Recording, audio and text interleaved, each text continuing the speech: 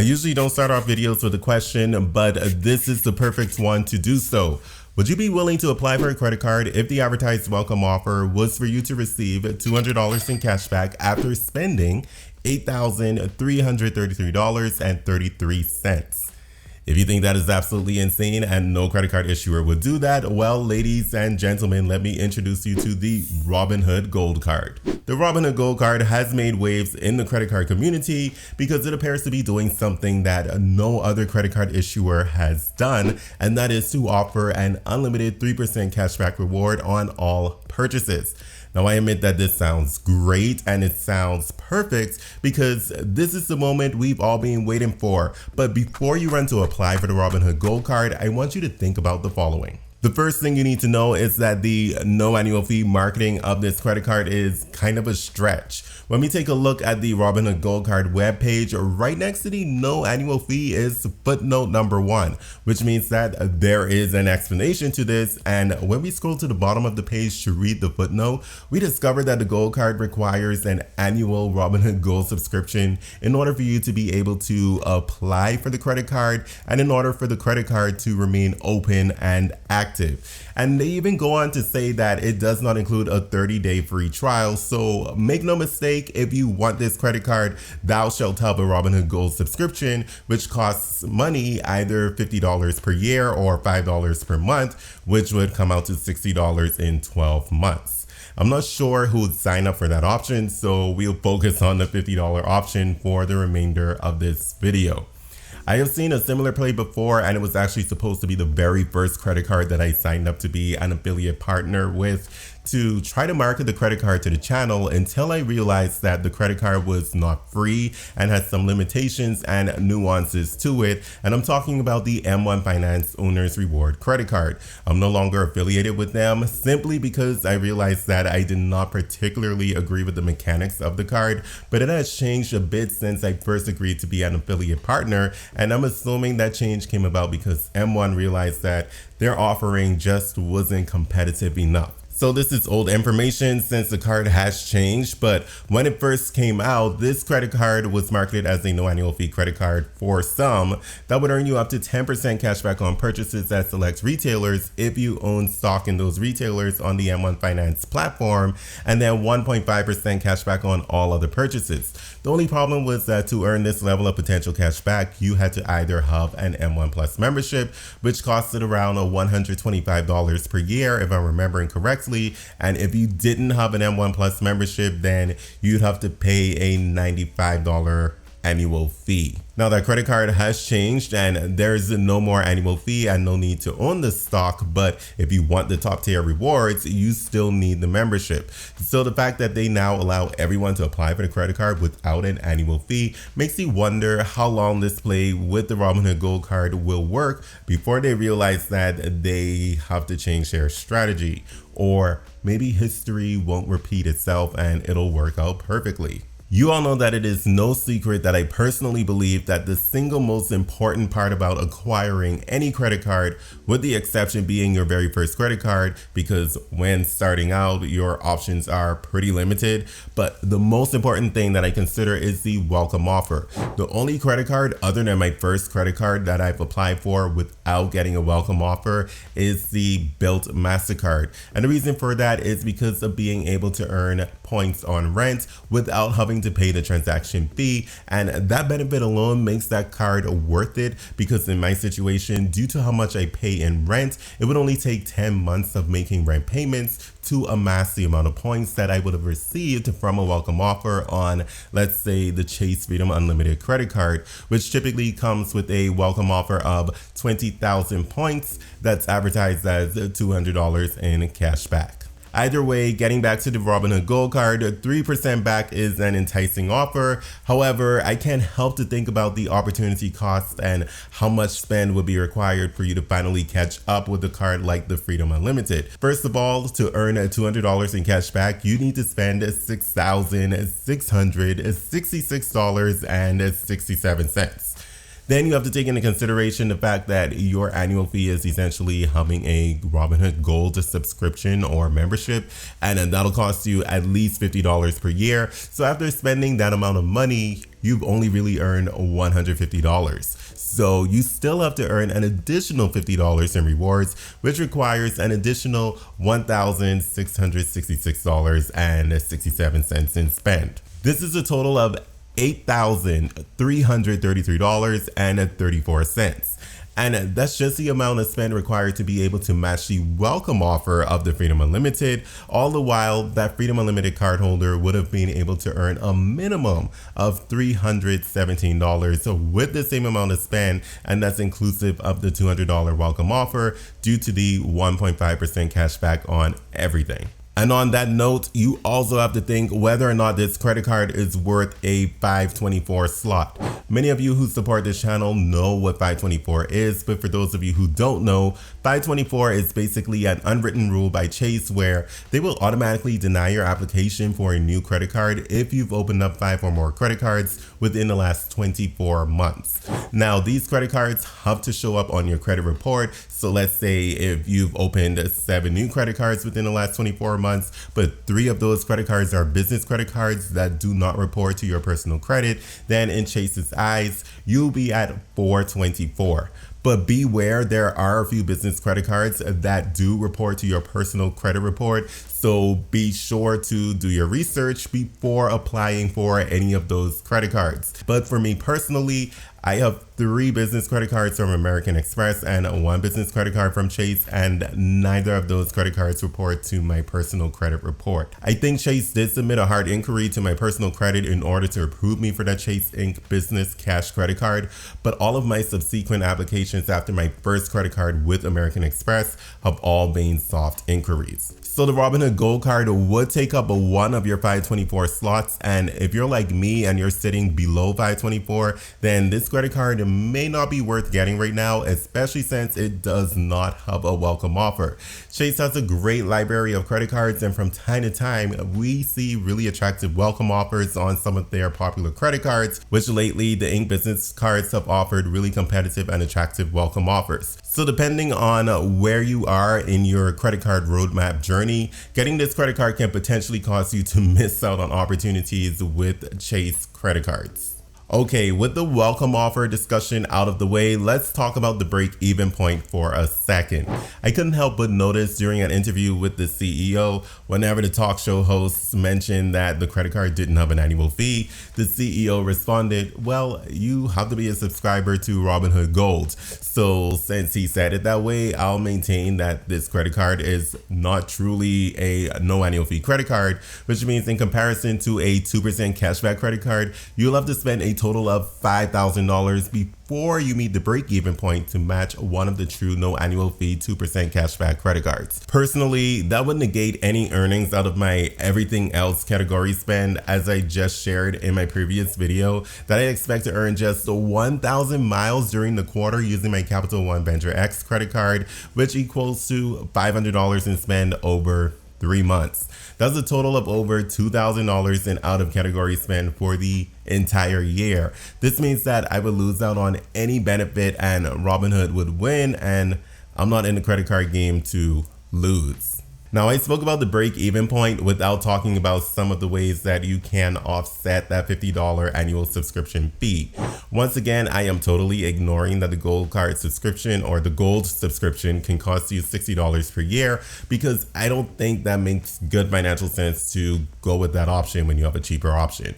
Robinhood Gold gives you 5% APY on idle cash, so there is an argument that you can simply transfer $1,000 into your Robinhood account to be able to earn $50 in a year, so that will essentially take care of the annual fee, and this is with the assumption that we will continue to see 5% APY being offered for the next year, but this is subject to change depending on what the feds do with interest rates. But before you run to do this, I'd like to challenge you a little bit on that mindset.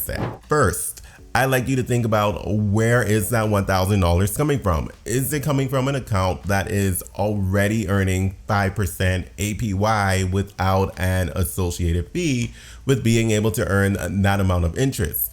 I personally keep my emergency fund at Wealthfront, where I am currently earning 5% APY at no additional cost to me, and you can do the same too.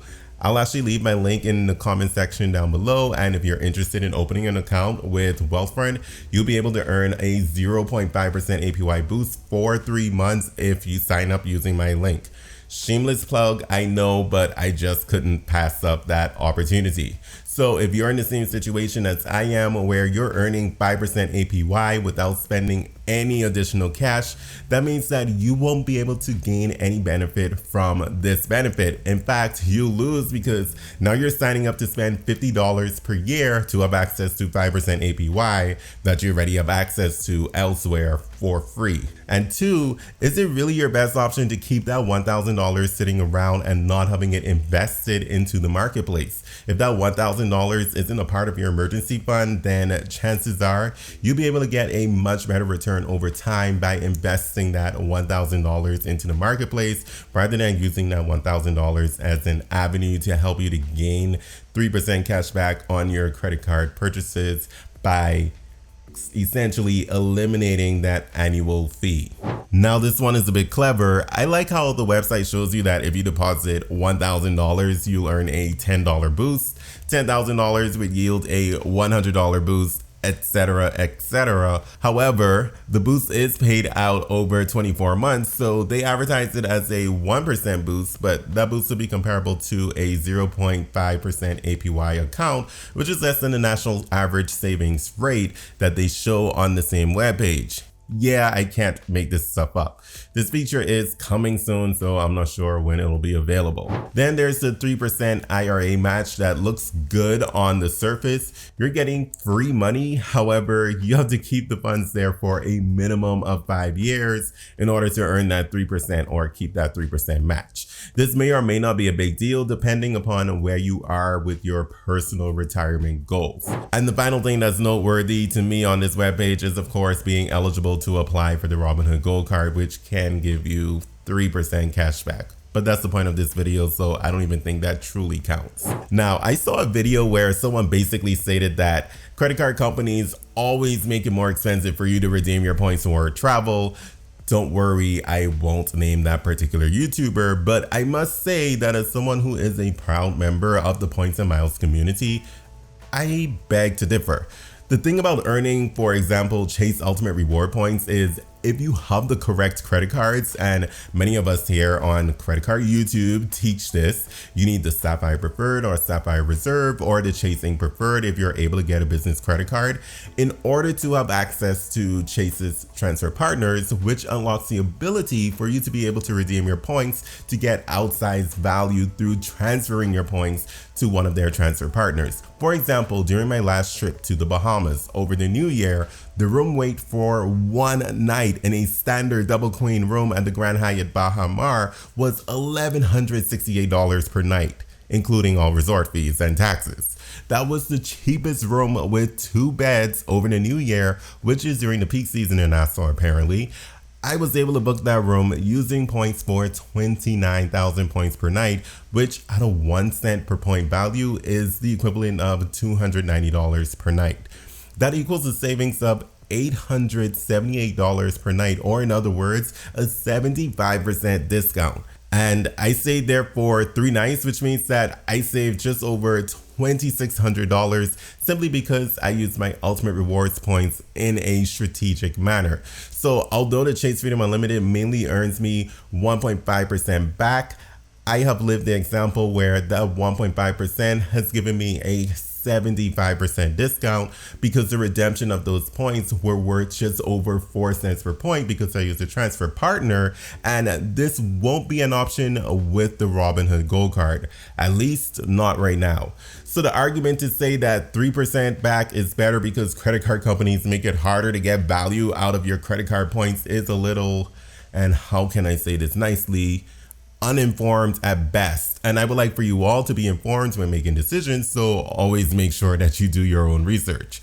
I also want to briefly mention that you can earn 5% cashback on travel when you book through the Robinhood travel portal. So the 3% is getting all of the buzz, but there is an additional reward category that is kind of flying under the radar, and that's probably because this has been seen a few times on a few other credit cards, so it isn't as buzzworthy. Basically, one of my major concerns is whether or not this catch-all 3% cashback will last forever. I think that there is a reason why the big banks aren't offering such a lucrative cashback program, and the closest we've seen to this are the 2% cashback credit cards. And even when we look at the Citi Double Cash, that particular credit card doesn't always come with a welcome offer, which there is a welcome offer available right now at the recording of this video, and I'm not sure if it'll be available by the time this video is edited and by the time it goes live. And there is a catch to being able to earn that 2% cashback on the Citi Double Cash, which is you get that extra percent as you pay back what you've borrowed, which means that Citi isn't automatically giving you 2% cash back all at once. And then I think about the Apple Card and how that card has not been profitable for Goldman Sachs, and we all know the story behind that one. But I do have to wonder what happens if they have to nerf the 3% cash back. Do we remember what happened to the X1 credit card? You were able to earn 3x on everything if you spent over $15,000 per year, which means that people were able to earn quite a bit of points if they met that requirement. And for reference, that $15,000 per year would equal $1,250 per month in spend. However, this was later changed to a system that favored a minimum spending threshold per month.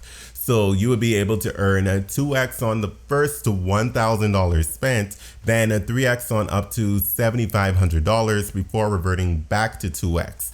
And all of this would occur within the same month. So that person who may have spent just over $15,000 per year was no longer able to get 3x back on the majority of their spending, which is unfortunate. And this gets me questioning whether something similar can happen to the Robinhood Gold card. I'd say that it can, because when you dig into the details of the reward program, you come to learn that you're actually earning points that have to be redeemed into your Robinhood brokerage account.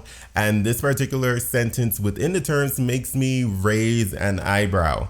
It states, points have no cash value until you redeem them in accordance with these reward program terms.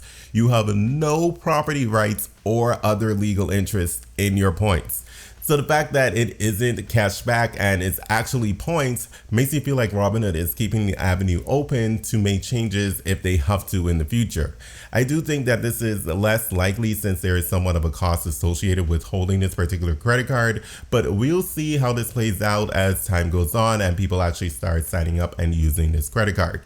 As for me, this credit card isn't on my short list because I have 11 other credit cards that cover multiple categories, so I just won't be able to get much value out of this card, especially since I'm not a subscriber to Robinhood Gold, so that $50 per year would definitely feel like an annual fee, at least to me. The Robinhood Gold card comes wrapped up in a package that appears to promise to do something that no other credit card issuer has seemed to be able to do, and that's by offering an uncapped 3% cash back. But due to the requirement of being a gold member, this 3% cash back card really doesn't provide that much value to anyone who currently isn't a Robinhood Gold member. If you're someone who's going to sign up for Robinhood Gold with the sole purpose of getting this credit card, then I challenge you to really crunch the numbers on this one, because you may find that getting one of the more popular 2% cashback credit cards, or even the 1.5% cashback Chase Freedom Unlimited that has a couple other reward categories as well, those cards just may provide you with more value. If you like watching videos on alternative credit cards such as this, then be sure to watch this video next, where I give my unfiltered review of the Apple Card. It is an older video, but it happens to be my most viewed credit card review video, so go ahead and watch that and let me know what you think. I will see you next time. Thank you all for watching. If you are subscribed to the channel, be sure to subscribe to the channel, hit the like button, hit the notification bell, and I will see you in the next video. You made it to the end, so come on over and get your high five. Take care.